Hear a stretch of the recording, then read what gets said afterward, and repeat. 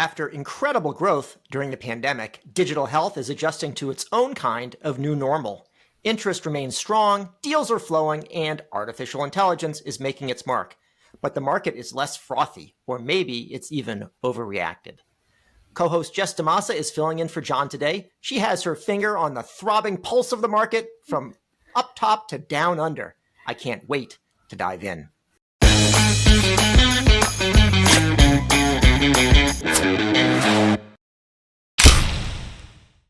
Welcome to CareTalk, America's home for incisive debate about healthcare business and policy. I'm David Williams, president of Health Business Group. Hi, David. I'm Jessica DaMassa. I'm the executive producer and host of WTF Health. What's the Future Health? Happy to be here, subbing in for John. Outstanding. Now, Jess, the last time we caught up, you've been in some helicopters, as I recall, flying over the Las Vegas Strip, making various lifetime vows. Have been in any helicopters recently? No, the one helicopter trip was enough to last a lifetime for me. So still living the fairy tale romance with my new husband. And I just took him with me to Australia. So you mentioned Down Under. We just got back from a trip down there. I spoke at a conference there called MedInfo. It was put on by the Australasian Institute of Digital Health. And MedInfo is actually an international conference that bounces around from location to location. So it was a big coup for them to get it down there. And it's really one of the largest global health informatics conferences.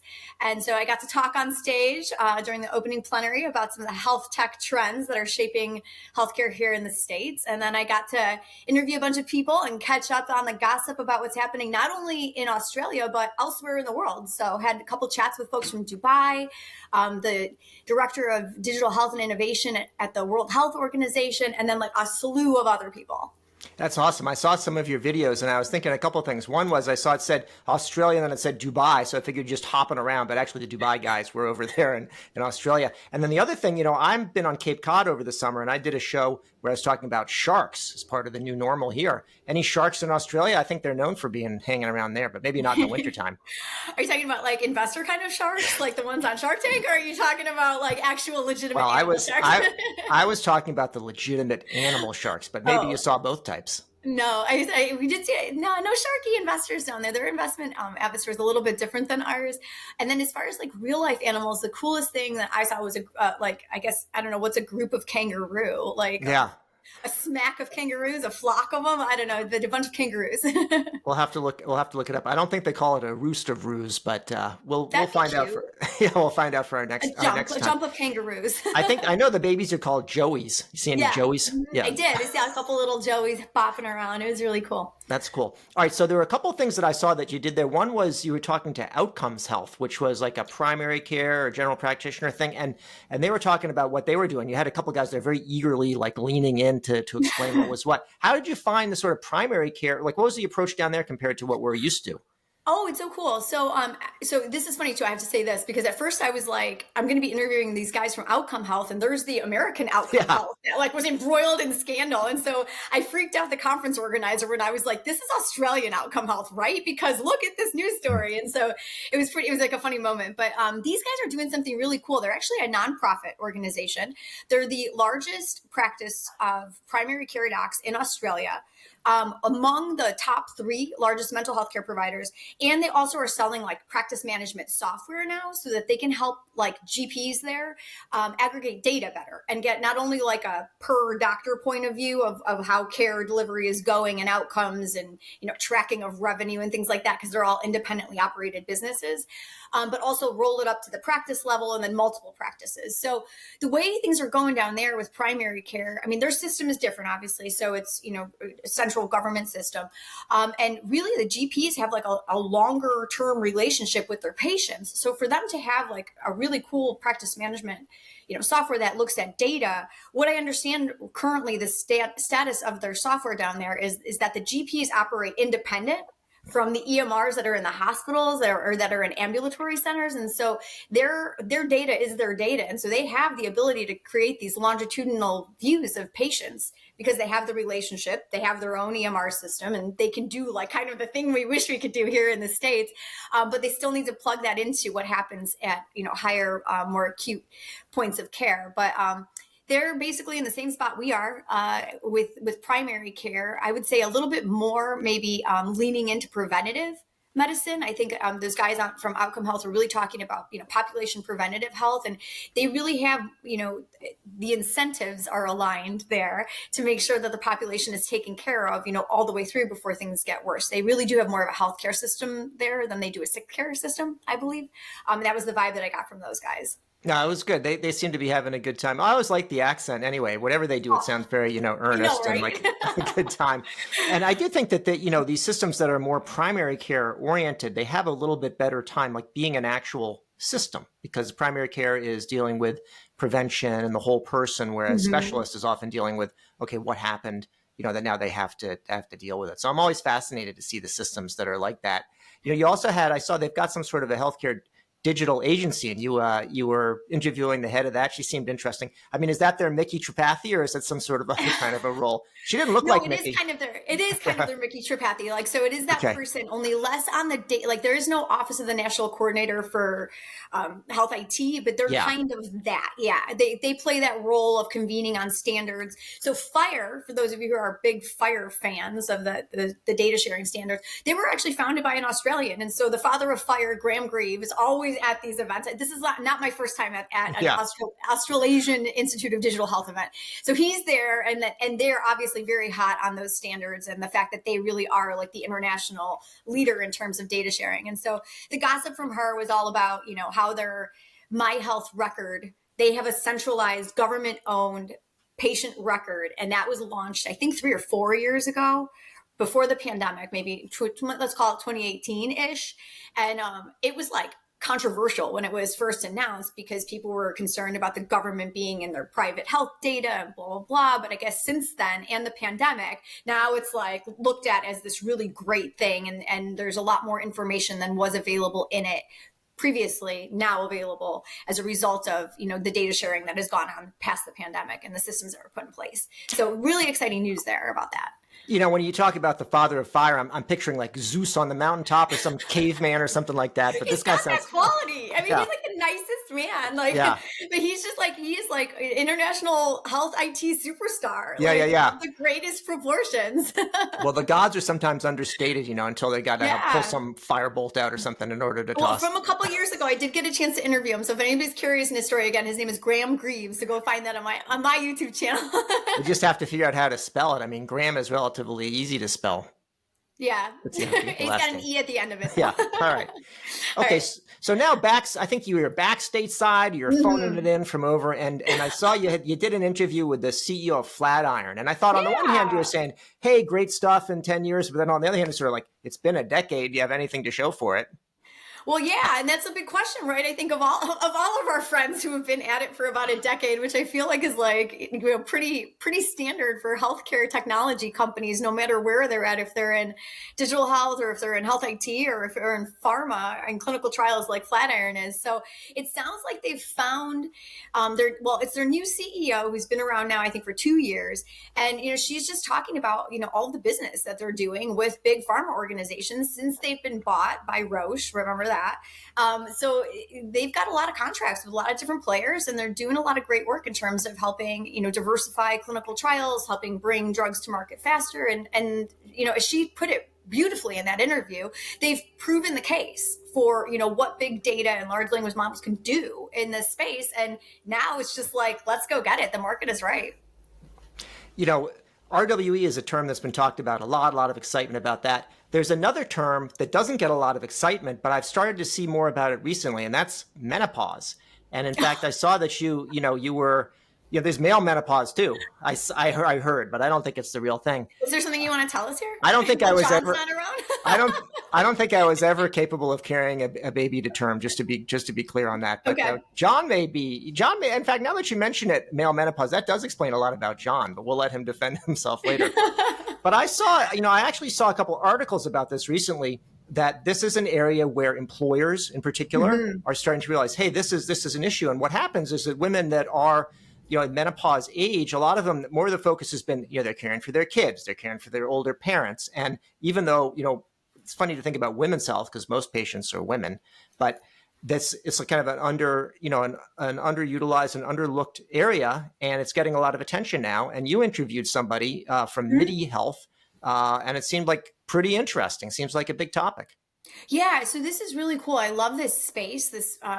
It's like a couple spaces at one time for me. I love the women's health space. I love the menopause space because we actually spend more time as women in our non-reproductive years than we do in our reproductive years. And so there's a whole lot of different things that happen to your body when it stops, naturally producing the hormones that it's used to, and it can affect everything from, your mental health to your bone density and muscle tone and everything. So I think that's an interesting space. And then I also think that this is a really cool example of, broadly speaking, how virtual care as a category online is just expanding. And I think that this kind of specialty medicine is like 100% indicative of the next wave, I think, of the new startups that are going to be really making a difference in terms of what's happening with telehealth and with virtual care models, and kind of that whole idea of omni-channel care delivery. I think that specialty medicine, we haven't even started to see virtual really take hold there, and this is a perfect example of that. So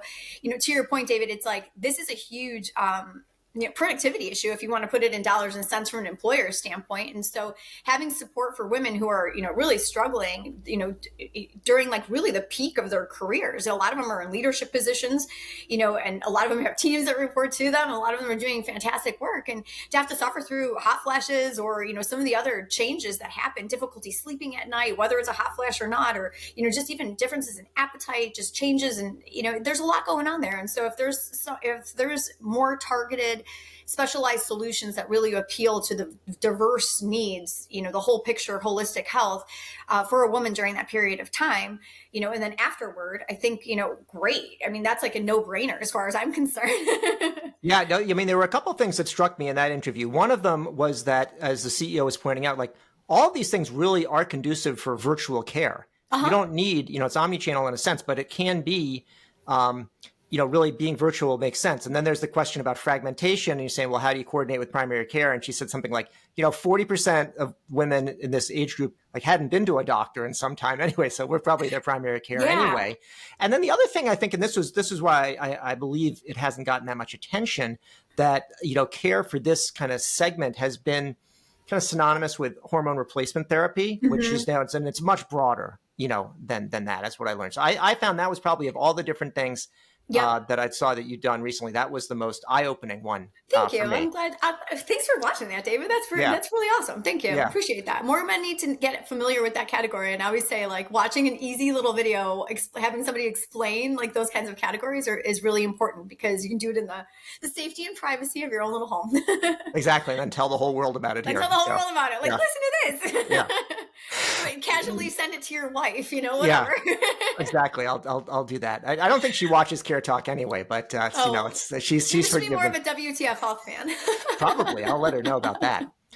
So Las Vegas, we were talking about that before. So I'm planning to go out there for the HLTH health conference, however you want to call it. And I understand that maybe I won't get the helicopter ride this time, but are you going to go? What are you expecting to see out there? Yeah, I mean, it's the biggest show for us for the year. I mean, so you got to go, right? And I think that, what I'm optimistic about is that I hope we're going to see some late year deals here. Like, I mean, we've been quiet, the first half of the year ended up like, I think Rock Health had the total around $6.3 billion for the first half of 2023 funding. Everybody's tracking the projections are that we'll hit about 15, which will be either at or below, depending on what's after the decimal point of where we were last year. And I think, like, I feel like a lot of folks are down on that, but I think it's kind of encouraging that we haven't dipped past that. You know what I mean? That we've kind of maintained. And so I think we're holding our own. And I expect at Health that there's always announcements. And so I think we'll see some of that. What's been surprising to me, I think, so far, and I'd be curious to hear what you think too, David, is like at the beginning of the year, I remember saying myself, like, oh, there'll be so many mergers and acquisitions. And like, I really feel like I haven't seen that. And it's been a little bit disconcerting, because I'm like, are some of these companies just disappearing quietly and I just don't know? Like, or what's going on? I mean, like, it's difficult to tell right now. And so I think that at Health, it's going to be a good time, at least for me, to just double check that everybody that was there last year that I want to see accounted for is there again. I mean, what are your thoughts on that? Has the amount of M&A activity or lack thereof surprised you for this year? So, like the last couple years, the big stories have been like about big deals and then about big deals gone bad. So I think people don't want to have that be the, have that be the big story. It is interesting when there's sort of good news and deals, people are trumpeting that. And they don't sort of make a quiet thing to say, hey, we went out of business or whatever. What I think has happened is a couple things. One is you've got companies that, had these big valuations in prior years, and then they're hitting their milestones, but they find that they hit their milestones and they go out for their next funding round, that, hey, the valuations have gone down. So they're trying, even though they hit their milestones, so they're trying to sort of stretch out what they can do, on a dollar. And then the same thing, I think, for some of these acquisitions, it's like, hey, if I was worth 500 million last year, I don't want to sell for 300 million this year. And so I think that sort of slowed things down. Now, eventually things happen, because they have to raise money. So if you don't raise money, then they're going to either quietly or loudly go away or have a forced sale. So I think you're seeing some of that. And I do believe that, maybe we're seeing an uptick of deals in general across kind of healthcare and the economy. And maybe we are going to see a big one by the time of health, and we'll be able to talk about that. I'm pretty excited about some of the stuff I've been seeing lately. I don't know about you. All that Amazon stuff is really cool. Amazon Clinic with Wheel and SteadyMD. And then now, for a second, can we just say about the Blue Shield of California? Yeah. Killing the relationship with CVS Caremark after 15 long years. It's like a divorce. And now they're like dating Mark Cuban, Cost Plus drug company, and Amazon Pharmacy. I'm like, oh my gosh. So yeah, I think we're ripe for a little bit of shaking up here. And it's exciting to see some of these, those are the deals that I've been excited about lately, or to see kind of like what's been coming together in terms of partnership. Not necessarily M&A, but, just what's been unfolding on like who's dating who these days. Yeah, exactly. Well, when you talk about the Blue Shield deal, there's been a lot of talk over many years about pharmacy benefit managers and what are you going to transparent PBM or start our own or do something different. And there has not actually been all that much movement. So now you see something pretty radical, right? Where you've got Blue Shield, which likes to be innovative and do something new, working with some players that actually have the heft to do something. Amazon on the one side, Mark Cuban, Cost Plus drug company, on the other, and they've got a couple of other partners in there. And we'll have to see what occurs. It definitely took a whack out of the CVS stock, when they announced that. But CVS, Blue Shield, they've got to pay for those Wegovy and Ozempic shots somehow, right? Exactly. I mean, some people say that's going to be the year. I saw the term the other day, peak obesity. We may have reached peak obesity, and now it's going to all go down there. I'm a skeptic on that one, but I am too. I think the payers are smart on this. Is like everything I've been hearing is like the buck literally stops here. Like that is it. Everybody's plan is going to be recalibrated next year, and that is not going to be covered the way that it is right now.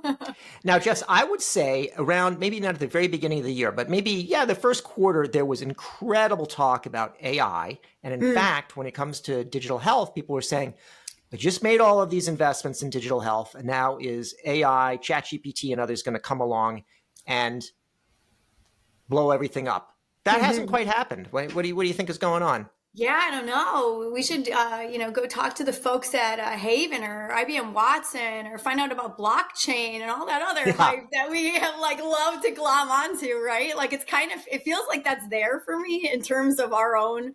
I know there's the Gartner hype cycle, but in the Jessica DaMassa worldview hype cycle, I feel like ChatGPT and generative AI is kind of there for me right now. Now, but I did hear some interesting stuff at that conference in Australia, not to kind of bring it back full circle. Yeah. It was a big topic of conversation there. There was actually an international policy forum I was part of with some folks from around the world who people who were talking about data standards and sharing. And it was interesting. One of my favorite moments is actually, I've captured it on an interview as well. It's an AI policy person from the UK who works with the UK government.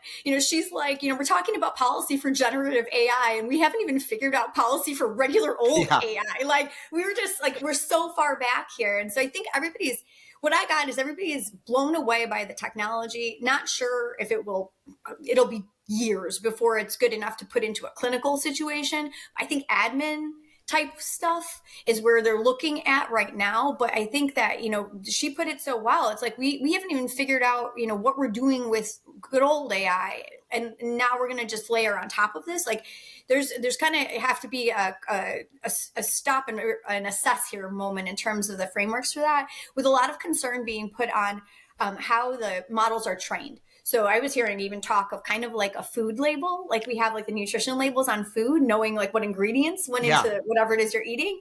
Well, like what ingredients went into training the algorithm for the AI that is now giving you whatever it's giving you. So a lot of interesting conversation about it. Man, like it's so early to me, so early. My next hot area to watch, if you're really interested in what I think, is that whole IT infrastructure space. I really think that right now, one of the things that this whole generative AI conversation is bringing up is the fact that our, is it Coke or is it Pepsi EMR system that we have around the world, which is not interoperable at all, is like really going to be like where the rubber meets the road in terms of any type of data, intelligence, analytics, anything. And, those systems were built to be a medical record and to help with billing. They were not designed to do, complex algorithmic modeling and preventative population health and all that other sexy stuff we wish they could do. So I think that there's going to be that space, to me, is exciting to watch, is the stuff that is going to come up to kind of bridge that gap between where we're at right now and what is next. But I don't, as far as, Chat GPT, passing medical boards and whatever, that's going to be a long time, in my opinion. So Jess, there's so much more to talk about, and I'm going to tell John to go take more vacations so that he can come and co-host the show again, and we can continue to talk. But for now, I'm going to say that's it for yet another episode of CareTalk. I'm David Williams, president of Health Business Group. And I'm Jess DaMassa, executive producer and host of WTF Health. Thanks for having me